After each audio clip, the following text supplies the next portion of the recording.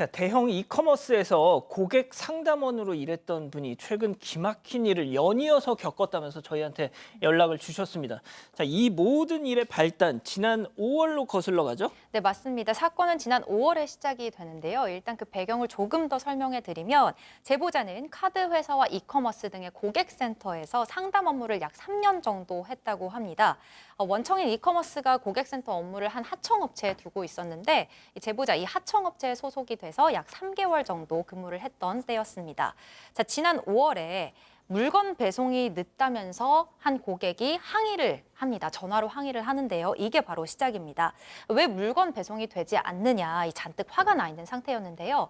제보자가 확인을 해서 상황을 설명을 해봤지만 이 고객 반말 막 서슴지 않게 하더니 욕설까지 쏟아냈습니다. 죄송하지만 상호 존중 좀 해주세요 라고 제보자가 요청을 드렸는데도 소용이 없었다고 해요. 제보자에 따르면 이 고객의 막말과 욕설 약 40여 분이나 이어졌고요. 제보자 결국 상급자에게 보고하기 위해서 중간에 휴대전화로 이 대화를 녹음했습니다. 자, 그리고 그날 통화 내용 중에 고객이 욕설을 한 부분을 음성 변조 처리를 해서 SNS에 게시를 한 거예요. 고객이 주문한 물건이나 이름, 특정될 만한 내용은 아예 묵음 처리를 하고 올렸다고 합니다. 자, 제보자는 상담사한테 욕하지 말아달라. 고객은 입으로 쓰레기를 한 번 뱉으면 끝이지만 우리는 몇십, 몇백 명의 감정을 받아내야 한다는 걸 좀 알아줬으면 좋겠다. 이런 취지로 게시글을 올렸다고 합니다.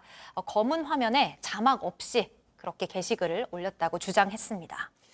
자, 감정 노동자라는 표현을 쓰잖아요. 이 제보자는 고객 상담원으로서의 어떤 고충을 SNS에 공유를 하려고 올린 겁니다. 하지만 최대한 고객 정보가 노출되지 않도록 들으신 것처럼 최대한 신경을 썼는데, 자, 그런데 이 일이 있고 얼마 뒤에 이 제보자는 직장을 잃게 됐습니다. 자, 제보자의 설명 그리고 함께 당시 이 고객과의 통화 내용, 이걸 올려서 지금 직장을 사실상 잃게 됐기 때문에 제보자께서 그 내용을 음성 그대로 올리는 건 되게 부담스러워 하셨어요. 그래서 그 워딩 그대로 AI 음성 재현으로 준비했습니다. 한번 들어보시죠.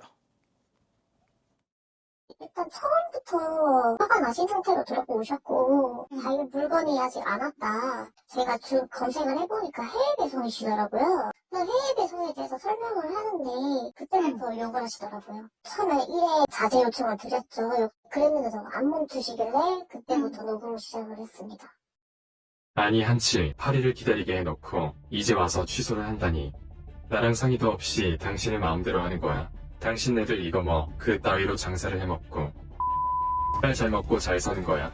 고객님 욕설은 자제해 주시길 부탁드리겠습니다. 여 안 맞게 생겼어 지금? 보내. 지금 당장 보내라고. 지금은 주말이라 화요일이 되어야 확인이 가능합니다. 자기 멋대로구만. 자기네들 멋대로요. 처음부터 팔찌를 말던가. 박 변호사님, 네. 어제 저희가 그 제주도의 한 숙박업소 그 진짜 진상 정말 역대급이었어요. 맞습니다. 그것도 그랬지만 왜 이렇게 그냥 화풀이를 하지 여기다? 어쩌면 연장선상이에요. 일반 판매를 했는데 뭔가 이게 배송이 멈춰져 있거나 이래 상황이 돼가지고 판매자한테 확인해봐라. 아니면 취소하면 된다. 그 정도를 설명을 했는데 갑자기 화를 낸 겁니다. 화도 하지만 욕설을 지금처럼 계속 하는 겁니다. 왜 취소하라고 하느냐 이렇게 기다려라고 해놓고 라고 하면서 당장 물건 보내라고 소리 지르기도 하고 그래서 지금 녹음을 사실 한 거고요. 녹음한 거를 이제 문제는 상급자한테 이제 보고를 했는데 보고를 하면서 녹음을 들려주면 사실은 어떤 정도 케어를 하거나 예를 들어서 설명을 하거나 위로를 하거나 할 줄 알았는데 조금 충격적인 게 이 상급자가 녹음 내용을 듣더만 말투가 좀 딱딱하시네요. 이렇게 답변을 했다라고 합니다. 글쎄요, 욕설을 듣는데 부드럽게 하기 어렵잖아요. 욕설 때문에 딱딱해진 건데 이 보고를 듣고도 이런 얘기를 들어서 너무나 충격을 받았다고 합니다. 예, 이 정도가 무슨 욕설이냐라고 하시는 분들도 계시는 것 같은데요. 저희가 조금 편집하고 순화해서 방송에서 좀 소개 가능한 부분만 이렇게 추렸다는 점 말씀드릴게요. 자, 그런데 앞서도 잠깐 말씀드렸지만 팀장님, 이 제보자가 직장을 잃었어요. 그렇습니다. 제보자가 그 SNS에 게시글을 올린 지 얼마 뒤에 그 소속된 그 하청업자의 관리자가 연락이 왔습니다. 면담을 하자 해서 만났는데 뭐라고 하냐면 제보자가 SNS에 그 고객하고 상담 내용 올렸지 않습니까? 그 내용 올린 것을 누군가가 원청인 이커머스 쪽에 제보를 했던 것 같아요. 제보를 했기 때문에 이 원청에서는 이거 확인하자는 요청이 들어왔던 겁니다. 그러다 보니까 관리자는 뭐라고 했냐면 일단 상담 내용 자체가 SNS에서 드러났고 또 그리고 그 자체만으로도 문제가 된다. 또 녹음 파일은 회사의 자산이고 본인이 휴대전화에 담아놓은 것은 보안법 위반이라고 하면서 어느 정도 심각한 건지 비유를 해놓게 보면은 이커머스 안에서 최고형이다. 그렇게 말했다는 겁니다. 그리고 매우 심각한 사안이라고 하면서 오늘부터 업무가 종결될 것이라면서 생각지도 못한 통보를 받았는데 결론적으로 해고 통보를 받았던 것입니다. 물론 조심했더라면 더 좋았겠죠. 하지만 이분께서는 이런 고객을 응대하는 업무를 보는 사람들의 고충을 조금 공감해 주셨으면 좋겠다 싶어서 이거를 SNS에 올리셨던, 물론 다 개인정보나 이런 건 철저히 가리고 말이죠. 음성 변조까지 해서. 자, 그런데 일이 이렇게까지 커져버린 겁니다. 자, 그런데 이 면담 자리에서 경위서도 작성을 했는데 관리자는 경위서에 이 내용, 어떤 특정 내용이 꼭 들어가야 한다고 했다는 거죠. 체크포인트 짚어보죠. 구상권 청구는 필수. 자, 제보자 얘기 그리고 면담 당시 관리자와의 대화 내용 들어보시죠. 그러니까 저는 일을 계속 하고 싶었는데 그쪽에서 사직서를 쓰라고 하는 거예요. 공고 사직을 당한 거죠. 회사에서 뭘 줬다고요? 처우를 개선하고자 그런 목적이었지 악용을 하려던 건 아니었습니다. 제가 이걸로 인해서 너무 힘들어서 자살 시도까지 했었고 하여튼 그랬는데 그 부분은 화이트로 이렇게 뜩뜩뜩 끄시더니 이거는 빼고 여기에 뭐 구상권 청구에 대해서 동의한다 이렇게 적어야 된대요. 경위서의 마지막에는 해당의 불이익 발생 시 구상권 청구 동의합니다 이런 내용이 있어야 되거든요. 근데 진짜 구상권 청구가 돼요? 저는 한 번도 그 구상권 청구를 해본 적은 없어서 사실 모르겠어요.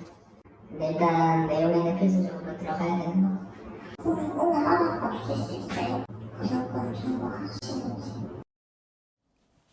자, 면담 자리에서 이 경위서 사직서를 쓰는데 해당 관리자가 일부 내용은 화이트로 슉슉슉 지우고 대신 필요한 어떤 특정 문구를 이거는 꼭 네 손으로 써라.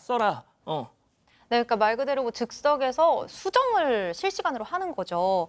제보자가 하청업체 관리자의 면담 자리에서 이 경위서를 쓰는데 이런 걸 써본 경험이 일전에 없었던 터라 일단 처음에 그동안의 일을 사실대로 작성을 했다고 합니다. 상담원의 처우 개선을 바라고 한 행동으로 그동안 이런 고객들 때문에 너무 힘들어서 스스로 목숨을 끊으려고 시도도 했었다. 정말 사실대로 솔직하게 적고 있었는데요. 그런데 관리자가 이 스스로 목숨을 끊을 시도 이 부분에서 경위서에 이런 건 적지 않아도 된다라고 멈추게 하더니 화이트로 이걸 지우는 겁니다. 자, 그 대신 회사에 불이익이 발생할 경우에 구상권 청구에 동의한다는 내용을 적어달라고 요청을 했대요. 그래서 제보자가 직접 이걸 적었다고 합니다. 제보자가 정말 구상권을 청구하고 고소하는 경우가 있냐 걱정되는 마음에 이렇게 물었다고 하는데요. 관리자는 내가 구상권 청구를 해본 적이 없어서 모르겠다. 여기 4년 넘게 다녔는데 뭐 지금까지는 없었다. 무슨 말이 나오면 확인해 보겠다. 이렇게 답했다고 합니다. 제보자는 의도가 그런 의도는 아니었지만 어쨌든 규정을 위반했다고 하니까 일을 더 이상 못하게 된 건 그냥 어쩔 수 없구나라고 생각하고 넘어갔다고 합니다. 자, 양 변호사님, 그런 것 같아요. 이걸 좀 쉽게 얘기하면 혹시 모르니 일단 너가 스스로 무덤을 파놔. 그리고 기다리고 있어. 약간 이런 느낌 아니에요? 그렇죠. 만약에 문제 생기면 무조건 네가 책임지는 거야라고 먼저 스스로 인정하게끔 만들어놨던 것으로 보이고요. 사실 이제 그러고 나서는 별일이 없을 걸로 기다렸는데 퇴사하고 나서 한 2개월 정도 지났을 때 내용 증명이 하나가 왔답니다. 아이고야. 본인이 일했던 하청업체에서 온 겁니다. 근데 이 하청업체는 뭐라고 주장을 한 거냐면 본사에서 이거 개인정보 위반이라고 해서 이것 때문에 우리가 손해를 봤으니까 당신네 하청업체가 도급대금을 책임을 져라. 우리가 지급할 금액을 깎겠다라고 본청에서 요구를 했다라는 겁니다. 그러니까 그 본청에서 요구한 것 때문에 우리 하청업체가 본 손해는 당신에게 구상 청구하겠다. 이런 내용이 들어있었다고 하고 7일 이내에 입금하지 않으면 민사상 거기에 형사상 불이익까지 주도록 하겠다. 법적 조치를 취하겠다. 이렇게 있었다고 합니다.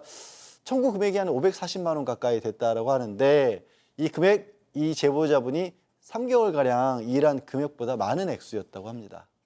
자, 박 변호사님. 네. 박 변호사님은 이제 법조인이시니까 뭐 내용 증명, 뭐 구상권 청구, 뭐 이런 게 이제 일상 다반사시겠지만 그냥 일반 장사 미사들은 말이죠. 내용 증명 하나 딱 오면 깜짝 놀랍니다. 가슴이 철컥 내려앉습니다. 실제로 내용 증명 가지고 상담 오는 분들 꽤 많고요. 들들들 떠시는 분들도 있어요. 아마 이분도 그랬을 가능성이 매우 높고요. 실제로 또 중요한 거는 절대 구상하지 않는다라 계속 그 얘기를 했는데 구상이 된 상황 아니겠습니까? 구상권 행사가. 그래서 이거 과연 이게 맞느냐 이 생각이 들어서 이 사건 반장에 알렸다고 하고요. 공론화 시키고 싶다 하고요. 다만 이제 하청업체는 이런 얘기를 합니다. 내용 증명 보낸 이유가 뭐 진짜 받기 위해서가 아니고 경고를 주기 위해서 한 것이다. 내용 증명 보내지 않으면 경고 효과가 없는 거 아니냐라는 얘기를 하긴 하는데 그게 좀 납득이 좀 어려운 게 회사 계좌번호가 있어요. 그리고 계속 마지막에 나오는 게 뭐냐면 민형사 사상 책임을 언제까지 묻겠다 이 등등의 얘기는 실제로는 내용 증명할 때 가장 강력한 거거든요. 그 부분이. 그래서 제보자는 그 이후에 상당한 스트레스를 받고 힘들어했다고 합니다. 예. 앞서 잠깐 자막에 나갔지만 이 회사 측에서는 뭐 이걸 뭡니까? 경고였을 경고요. 뿐 실제로 청구할 구상권을 행사할 계획이 없다라는 지금 자막이 나가고 있네요. 예. 저렇게 하는데 저 입장이 취재가 시작되자 나왔답니다. 예. 진실 추적자 사건 반장, 여러분을 사반 가족으로 초대합니다. 아래 구독 버튼을 눌러주세요.